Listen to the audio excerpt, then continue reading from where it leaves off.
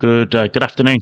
Good afternoon, everybody. I hope you can see the slides. Hope you can hear my voice if you're joining us for the live session, or if you're on the live stream. You're all very welcome. Welcome to Paul's Monday Market update number 218 for Monday, 16th of March, 2026. I hope you're all well. Hope you're all safe wherever you're in the world you're joining us from, and I hope you've had a good weekend and ready for what is going to be another eventful week in an eventful month in an eventful quarter in an eventful year. For those of you joining us for the first time, Paul's Monday Market Update is just that. It is me flying through as much as I can share with you over the next 25-30 minutes, looking at strength and weakness within the FX markets, looking at some charts of interest you might want to add to your watch list, and then having a look at the live markets. It is not a signal service, it's not trade recommendations, it's just me sharing with you what I'm looking at, which might be of relevance and interest to yourselves. As always, you are very welcome here, but just remember that you are always responsible for your own trading decisions. As always, if you want a little bit more help and support on your trading journey, there is the VTP Trader Accountability Group. Doesn't matter what you trade or how you trade, it's all about building discipline, accountability, and consistency in a small group. You can ping me for if you've got any points, or use that QR code there to take you to the page to join.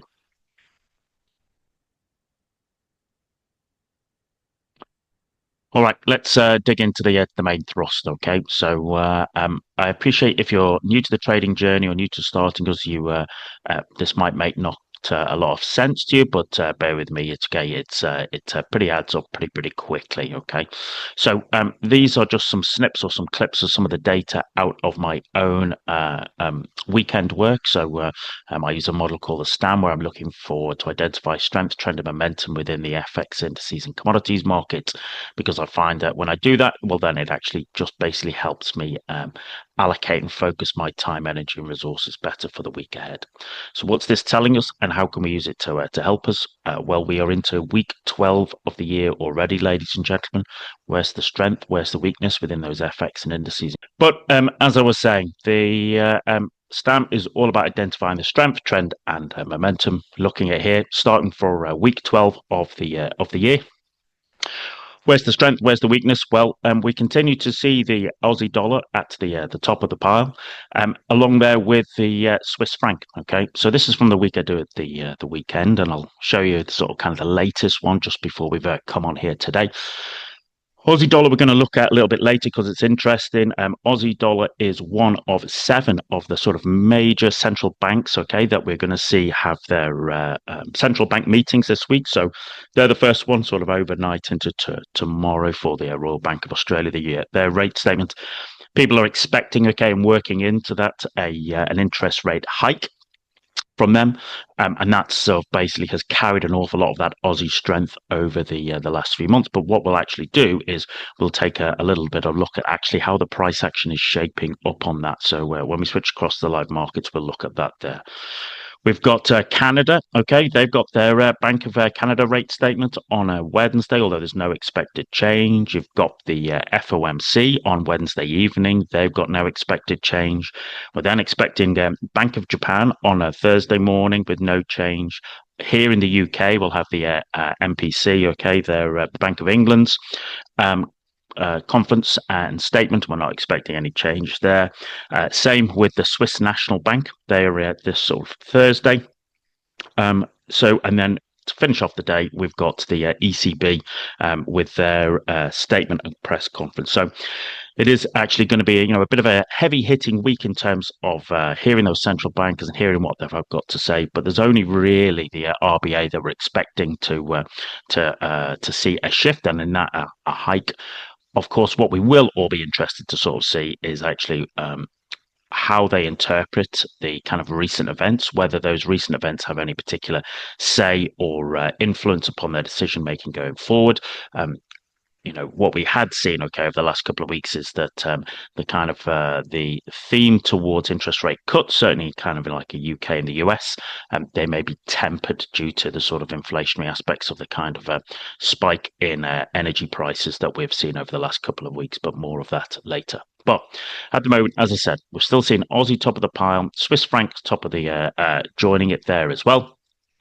Canadian dollar has also been strong in third place. Once again, that's not really a massive shock based upon what we've seen in the energy sector, and the US dollar is kind of climbing the boards there. Okay, from being bottom of the pile a couple of weeks, it continues to work its way up, and certainly on the shorter term. Stamp, it basically, it is it's kind of pushing its way there to the top. The UK invariably is sort of has been sort of is hitting there kind of at the lower end of the stam, and if anything, I'd say that's only really been held up there because of the weakness that we've seen in euro, but also the weakness that we've seen in Kiwi dollar. Kiwi dollar rolled over quite significantly over the last week or so, and we'll be able to see that in the charts as well. With Japanese yen just doing its thing, all right, as usual. Certainly, when I look at the UK and the sterling, what we've seen is that we've continued to have most of those sterling pairs being in a sales environment. Same with the euro as well. All right, the kind of only noticeable changes, kind of sort of pound against New Zealand dollar has switched to a buying environment, and that probably just as I said, just inflates the sort of how quickly the sort of Kiwi dollar rolled over towards the end of last week. But we'll look at that. Certainly, since the market's open, what we've actually seen is I would suggest that that's a little bit of a risk on, all right, or maybe it's more just a kind of the risk off sentiment has been tempered. Certainly, okay, what we have seen is Aussie and Kiwi and Euro and Sterling, have had an okay start to the week, and that I think is more to do with basically sort of dollar being sort of sold off a little bit there. We saw real strength towards the end of last week in dollar. Not unsurprisingly, but perhaps maybe there's been a little bit of a tempering of that as we started this week, and of course that can change. We've got a huge amount of as I said, central bank data and other economic data being released, and then of course we have the impact of the sort of ongoing war. And on top of that, of course, any particular comments that Trump might particularly like to say, which has a huge impact at the moment.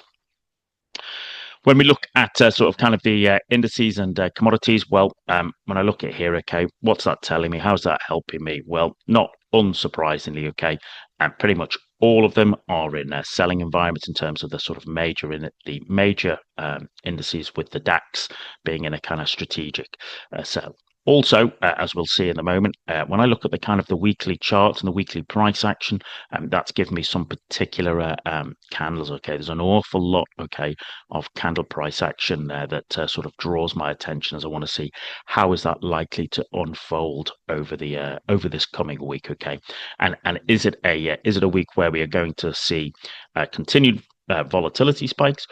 Is it a week where we're going to see a shift, or is it a week invariably with let's say the kind of energy running the sort of energy running the sort of the game, with the central bankers speaking that actually everybody's a little bit sort of hands off as they try and scratch their head and work out, where do we go from here? Certainly, if I just look at the automated stand, which is a plugin that people on VTP Stage 2 have, just looking at that to see, what is the kind of latest take on the strength and weakness within certainly those FX markets. Well, I still have Aussie dollar still at the top of the pile, but as you can see, the US dollar has been strong, and a lot of that is to do with the kind of the 4-hour charts pushing their way through.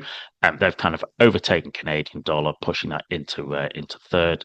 What we have seen is Swiss franc has kind of been the one that's probably taken the brunt of that. Okay, it's rolled over a little bit, certainly on the sort of shorter time frames there.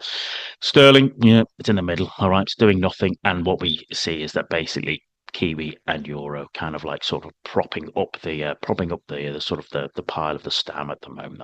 That's what we're particularly seeing there.